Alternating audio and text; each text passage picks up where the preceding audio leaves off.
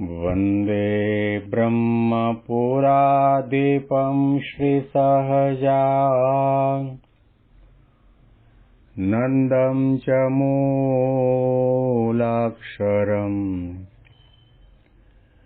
श्रेयस्कारणसद्गुणैकनिलयम् श्रीप्रागजिह्वावथ ब्रह्मोपासनधारकं गुरुहरिं यज्ञं तथा योगिनं प्रीत्येवं प्रमुखं महन्तमनिशं श्वेजे स्वरूपं बुधा। મહિમાનો મહિમા પ્રવચનમાળામાં આજે 22મી માર્ચ 2025 શનિવારના દિવસે તમામ સંતો હરિભક્તોને મારા સાષ્ટાંગ પ્રણામ. જય સ્વામિનારાયણ. હેપી વચનામૃત શતાબ્દી મહોત્સવ. હેપી પ્રમુખ સ્વામી મહારાજ શતાબ્દી મહોત્સવ. ગઢડા અંત્યના 24મા વચનામૃતમાં શ્રીજી મહારાજે કેવા સંત અને કેવા ભક્ત ઉપર પોતાને હેત થાય છે અને એ હેત ક્યારેય પણ ટળતું નથી. એ ભક્ત કઈ પ્રકારનો હોય એની સમજૂતી શ્રીજી મહારાજે આપી છે. મહારાજે કહ્યું કે જેનો જે સ્વભાવ હોય તેની ઉપર વારંવાર અમે કઠણ વચનના ડંક માર્યા હોય અને કચવાયો હોય તો પણ જે કોઈ રીતે પાછો ન પડ્યો હોય એના ઉપર તો અમારે એવું હેત રહે છે કે જાગ્રત સ્વપ્નમાં પણ સંભળ્યા વિના એ હેત એમનું એમ રહે છે અને ગમે તેમ થાય તો પણ હેત ટળતું નથી. જો આ શબ્દો છે એ પ્રગટની ભક્તિ માટેના છે. પ્રગટની ભક્તિ કરવાવાળા ભક્ત માટેના છે. મંદિરમાં બિરાજતી મૂર્તિ તો આપણને વચનના ડંખ મારવાની નથી, અથવા તો આપણને હળધૂત કરીને, આપણું અપમાન કરીને, આપણા ઉપર ગુસ્સો કરીને આપણને કચવાવવાની નથી. તો આ બધું કરશે કોણ? જ્યારે જીવાત્માને આ ભરતખંડની અંદર મનુષ્યનો દેહ આવે ત્યારે ભગવાન કે ભગવાનના સાધુ આ પૃથ્વી ઉપર જરૂર વિચરતા હોય છે અને જેને એની ઓળખાણ થાય એ ભગવાનનો ભક્ત થાય છે. પ્રગટ ભગવાનની વાત આવી, એ આપણને કચવાવે, એ આપણા સ્વભાવનું ખંડન કરે, આપણા અયોગ્ય સ્વભાવ હોય, સત્સંગમાં ન ઘટે એવા સ્વભાવ હોય એના ઉપર ડંક મારે અને જાહેર સભાની અંદર હજારો માણસોની વચ્ચે આપણને ફજેત પણ કરે, ન કહેવાના શબ્દો પણ કહે અને ગુસ્સો પણ કરે. તો પણ જે ભક્તને ભગવાનનો મહિમા સમજાયો હોય, ભગવાનને વિશે અતિશય પ્રેમ અને નિષ્ઠા દ્રઢ થયા હોય, એ ક્યારેય પણ સત્સંગમાંથી પાછો ન પડે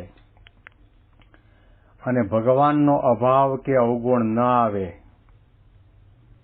કે મારો વાંક નથી તો પણ મહારાજે મને આવું કેમ કહ્યું, વિચાર સુદ્ધા ન આવે. એવો જે ભક્ત છે, એવો જે સાધુ છે, એના ઉપર ભગવાનને વગર કરે હેત થાય છે અને જાગ્રત સ્વપ્ન અવસ્થાની અંદર પણ એ હેત યાદ આવે છે અને એ હેત કોઈ રીતે ટળતું નથી. ભક્તપણું અહીંયા છે. જ્યાં સુધી સત્સંગમાં આપણું અપમાન નથી થતું અથવા તો આપણને કોઈ વળતું નથી, ટોકતું નથી, અનાદર કરતું નથી, ત્યાં સુધી તો આપણે સત્સંગમાં ટક્યા રહીએ અને લોકો પણ માને કે બહુ મોટા ભગત છે અને આપણે પણ માની બેસીએ કે હું મારા જેવો કોઈ સત્સંગી કે સાધુ નહીં. પરંતુ જ્યારે તમારા સ્વભાવ માટે, તમારા દોષો માટે, તમે કંઈ ભૂલ કરી હોય એના માટે ખાલી કોઈ વર્તુળના સાધુ, સત્સંગી, હરિભક્ત તમને ખાલી જાણપણું આપવા માટે વાત કરે તો પણ તમારી અરુચિ થઈ જાય અને ગુસ્સો આવી જાય, અણગમો આપણને એના ઉપર થઈ જાય. ભગવા કપડાં પહેર્યા એટલે સમજી ન લેવો કે સાધુ છે. કપાળમાં તિલક ચાંદલો કર્યો એટલે સમજી ન લેવો કે સ્વામિનારાયણનો 100% ભગત છે. અરે ભગવા કપડાં પહેરીને કોઠારી થયો હોય, ભંડારી થયો હોય, પૂજારી થયો હોય, ટ્રસ્ટી થયો હોય, સંત નિર્દેશક થયો હોય અને એક પોતે ઘણા સત્સંગ વિકાસના કામ કરતો હોય તો પણ જો એને કોઈ સલાહ સૂચન આપે અથવા તો એને કંઈ નાની મોટી ભૂલ બતાવે અને એ ભૂલને સ્વીકારે અને એમાંથી પાછો વળે તો સમજો કે એ સત્સંગના અને આધ્યાત્મિક માર્ગની અંદર ચાલી રહ્યો છે. પણ કોઈ કંઈ પણ કહે એનું એને એટલું બધું ખોટું લાગે કે એને પોતાનું શત્રુ માની દે. મારામાં તો કંઈ ભૂલ નથી, મારામાં કંઈ ખામી નથી, મેં કોઈ આજ્ઞા લોપી નથી, તો પણ આ લેવા દેવા વગર મને કયા કરે છે. અરે સંસ્થાના વિકાસ માટેનું સૂચન તમે કરો એ પણ તમને જો ન ગમતું હોય તો સમજી લો કે તમે ભગવાનના નથી ને સંસ્થાના પણ નથી ને સત્સંગી કે સાધુ પણ નથી.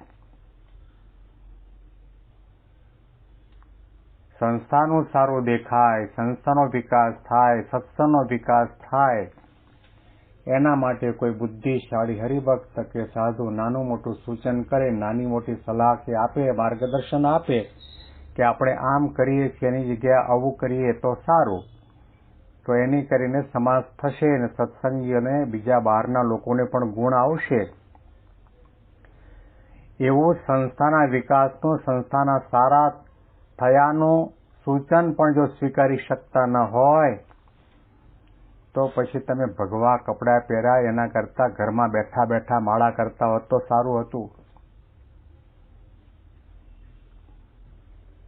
ભગવાનના વાલા થવા માટે, ભગવાનને વગર કહે આપણા ઉપર હેત થાય એવા ભક્ત થવા માટે, સાધુ થવા માટે મહારાજે કહ્યું કે આ દ્રષ્ટિકોણ તમારે કેળવવો પડશે. મુમુક્ષુતા હશે અને સત્સંગનો ખપ હશે, છેલ્લો જન્મ કરવો હશે, સંત અને ભગવંતને રાજી કરવા હશે, નિષ્ઠાની ગાંઠ બંધાઈ હશે કે અહીંયા સિવાય માને નિર્વાસને કરે, કલ્યાણ સુધી પહોંચાડે, મહારાજના ધામનો અધિકારી કરે એવું કોઈ સ્થાન નથી એવું સમજાયું હશે, તો પછી ગમે તેવા માન, અપમાન, તિરસ્કાર થાય, હળધૂત થવાય, અનાદર થાય તો પણ સત્સંગમાં પાછો ન પડે અને આપણને વઢતો હોય, ટોકતો હોય, કહેતો હોય, સૂચન કરતો હોય, ખામી બતાવતો હોય એનો પણ આપણને ગુણ આવે અને આપણે એને પગે લાગીને કહીએ કે થેન્ક યુ, તમે મારી ભૂલ બતાવી, મને સાચો રસ્તો બતાવ્યો અને હું તમને બે હાથ જોડીને વિનંતી કરું છું કે તમે મને આવી રીતે કોઈ પણ વખતે, હું સત્સંગમાં નવો છું, કંઈ નાની મોટી ભૂલ થાય તો મને ટોકજો, બતાવજો, કહેજો, મને સારું લાગશે. આવી પ્રકારના શબ્દો ભક્તના જબાન ઉપર ક્યારે આવે કે જ્યારે એનામાં મુમુક્ષુતા હોય ત્યારે. સંતનો, ભગવંતનો, સત્સંગનો, સત્સંગ સમુદાયનો મહિમા સમજાયો હોય અને મુમુક્ષુતા હોય તો કોઈ દિવસે કોઈનો અભાવ પણ ન લે, અવગુણ પણ ન લે અને સત્સંગમાંથી પાછો પણ ન પડે. મહારાજના શબ્દો આપણે વાંચીએ.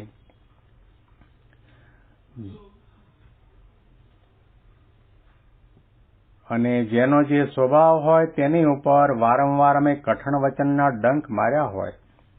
કોણ ડંખ મારવાનું છે? મંદિરના ગર્ભગૃહમાં મૂર્તિ છે તો ડંખ મારવાની નથી. પ્રગટ ભગવાન ને પ્રગટ સાધુ આપણને ડંખ મારશે, વટશે, ટોકશે, જાણપણું આપશે. અથવા તો આપણા મંડળની અંદર રહેલા નાના મોટા સંતો હરિભક્તોની અંદર મહારાજ પ્રેરણા કરીને આપણને આવો ડંખ મારે અને તે વખતે ડંખ માર્યા પછી અને કચવાવે પણ ખરા, તો પણ કોઈ રીતે પાછો ન પડ્યો હોય એવો જે સાધુ કે હરિભક્ત હોય એના ઉપર ભગવાનને હેત થાય છે. કેવું હેત થાય છે કે જાગ્રત સ્વપ્નમાં પણ એને યાદ કરે અને એ હેત એવો ને એવો રહે. કોઈ દિવસ ગમે તેટલું થાય તો પણ હેત ટાળે નહીં. સત્સંગનું ફળ કેવું હોય તો એટલું કહી શકાય. આપણે ભગવાન અને સાધુમાં હેત કર્યું, પણ સાધુ અને ભગવાન આપણા ઉપર હેત કરે ત્યારે સમજો કે આપણે સત્સંગી અને સાધુ સાચા. આપણું જીવન એવું હોય, આપણા નિયમ ધર્મ એવા હોય, આપણી સમજણ એવી હોય, આપણામાં દાસત્વપણું હોય, આપણામાં ભક્તિને વૈરાગ્ય હોય, મુમુક્ષુતા હોય, કલ્યાણનો ખપ હોય, દરેકનો ગુણ ગ્રહણ કરવાની ગ્રાહક દ્રષ્ટિ હોય, દિવ્ય ભાવ હોય, તો સંત અને ભગવંતને આપણા ઉપર હેત થાય. અતિ અગત્યનો મુદ્દો છે. શ્રીજી મહારાજને વિતરણ કરવા માટે ગઢપુરથી નીકળતા ત્યારે એમને ગઢડું તો યાદ આવતું, દાદા ખાચરનો દરબાર તો યાદ આવતો, પોતે જે નિવાસ સ્થાનમાં રહેતા એ અક્ષ ઓરડી પણ યાદ આવતી, ગેલા નદી પણ યાદ આવતી, લક્ષ્મીવાડી પણ યાદ આવતી, અને વધારેમાં વધારે યાદ કોણ આવતું હતું કે દાદા ખાચર, લાડુભાઈ, જીવુભાઈ, કે 12 મહિના મહારાજની ભેગા નહોતા ફરતા, પણ એમણે એવી ભક્તિ કરી, એવી સમજણ કેળવી, એવો દાસત્વ ભાવ કેળવ્યો, એવો મહિમા હતો, એવું સમર્પણ હતું, એવો ત્યાગ હતો, ભગવાનની રીઝવાનની તમન્ના અને ઝંખના હતી. એટલા માટે મહારાજ વડતાલ ગયા હોય, કચ્છ ભુજ ગયા હોય કે ક્યાંય પણ વિતરણ કરતા હોય ત્યાં આગળ તેમને દાદા ખાચર યાદ આવતા, દાદા ખાચરના પરિવારના સભ્યો યાદ આવતા. આવું ભક્તપણું જ્યારે આપણામાં આવે કે ભગવાન આપણને યાદ કરે, તમારી યાદના ઉપવનમાં જીવવાનું મળે, તમારી યાદના ઉપવનમાં જીવવાનું મળે અને કોઈ મંદિર સમાન મનમાં જીવવાનું મળે, જેનું મન મંદિર સમાન છે, એવા પરમ પવિત્ર સંતો, સદગુરુ સંતો આપણને યાદ કરે ત્યારે સમજો કે આપણું જીવન ધન્ય બની ગયું. આના અનુસંધાનમાં વિશેષ વાતો આપણે આવતીકાલના પ્રવચનમાં સાંભળીશું. તમામ સંતો હરિભક્તોને મારા સાષ્ટાંગ પ્રણામ. જય સ્વામિનારાયણ.